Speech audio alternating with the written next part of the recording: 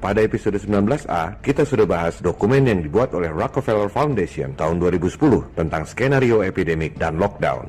Bagi pemirsa baru yang belum mengikuti episode-episode sebelumnya, Rockefeller adalah salah satu pentolan elit global. Secara dinasti, bisa dikatakan ada dua dinasti pimpinan elit global, dinasti Rothschild dan dinasti Rockefeller.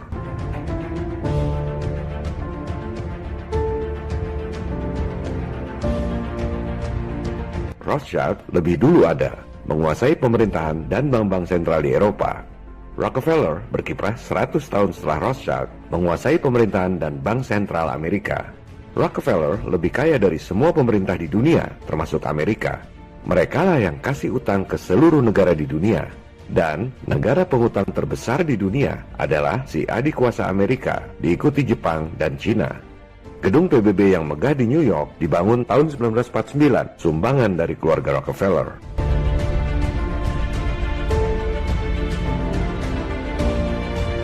PBB, World Bank, IMF adalah kaki tangan elit global. Mereka berkedok sebagai lembaga-lembaga yang bekerja untuk kemaslahatan umat di dunia. Padahal sebenarnya bertujuan untuk mengontrol semua negara di dunia.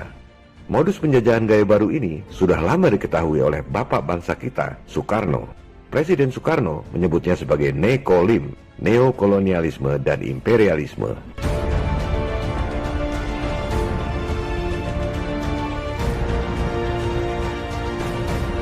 Elit global melakukan infiltrasi ke pemerintahan-pemerintahan dunia, militer, sains, LSM, dan lain-lain dengan menggunakan kedok yayasan. Seolah-olah mereka bekerja untuk kebaikan umat manusia di dunia. Contohnya adalah Rockefeller Foundation yang mendanai berbagai universitas paling top di dunia untuk membuat skenario wabah dan lockdown tahun 2010 yang sudah kita bahas pada episode 19A.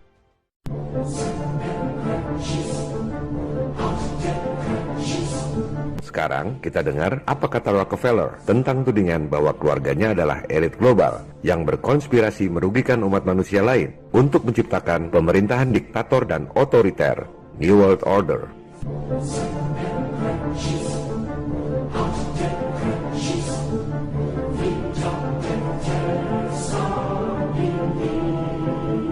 Ini adalah autobiografi David Rockefeller berjudul Memoirs. Silakan Anda buka halaman 405. David Rockefeller menulis, selama lebih dari 1 abad, para ekstremis ideologis dari seluruh spektrum politik telah memaksakan berbagai insiden terkenal untuk menyerang keluarga Rockefeller dengan tuduhan bahwa kami memiliki peran yang sangat kuat untuk mempengaruhi institusi-institusi politik dan ekonomi Amerika. Perhatikan, Rockefeller menyebut para pejuang kemanusiaan seperti kita ini sebagai ekstremis ideologis.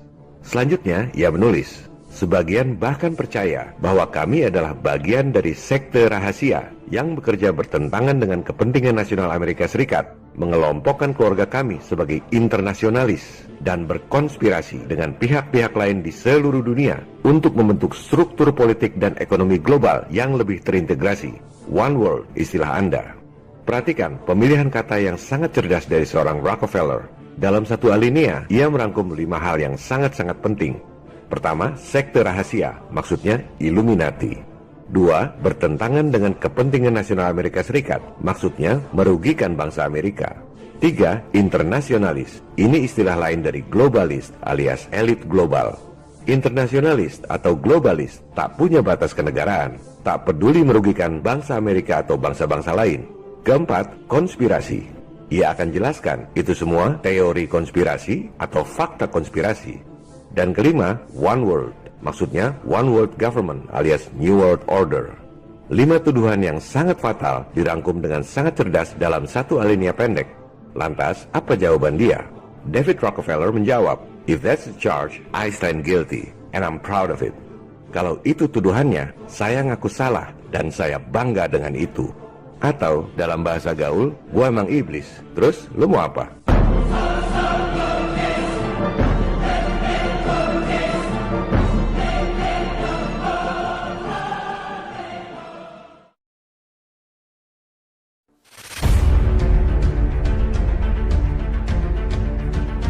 Pada episode 19A, saya sudah sampaikan bahwa apa yang terjadi saat ini, bencana wabah di seluruh dunia, orang-orang pakai masker, cek temperatur di gerbang, lockdown, ekonomi runtuh, peningkatan kemiskinan dan penderitaan rakyat, adalah persis seperti skenario Rockefeller Foundation 10 tahun yang lalu.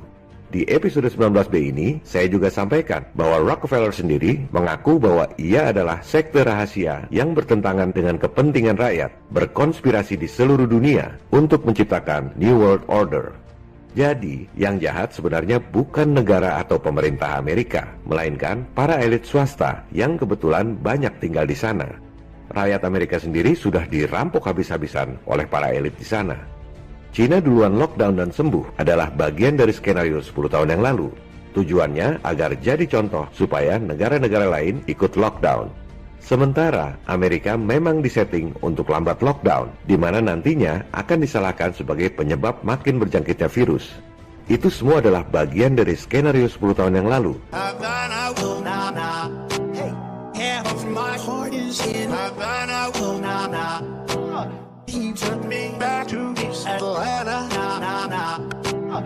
Dalam kasus corona ini, Cina dan Amerika adalah bagian dari skenario good cop and bad cop yang dirancang oleh elit global. Ada contoh baik, ada contoh buruk. The good cop, bad cop routine.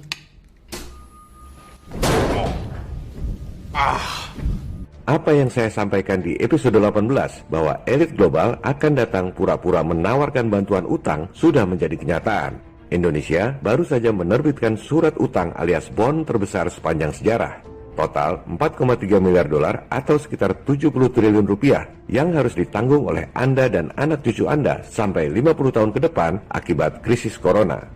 Padahal para bankster elit kasih utang sebesar 70 triliun itu dengan modal dengkul.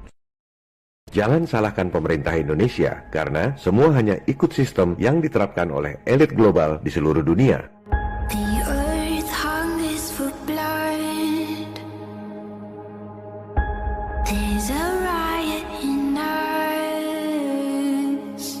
Semua suku, agama, berbagai macam aliran politik, dan bangsa-bangsa di dunia harus bersatu melawan penjajahan gaya baru, Nekolim, New World Order.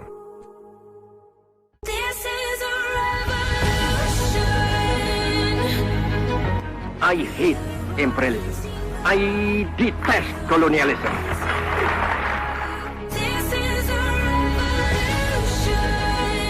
Silakan download dan sebarkan video ini melalui grup-grup messenger dan medsos. Jangan berpikir upaya kita melawan kezaliman global ini berhasil atau tidak. Sebab apa yang kita lakukan dalam hidup bergema di keabadian. This is a revolution. What we do in life echoes in eternity. Salam People Power.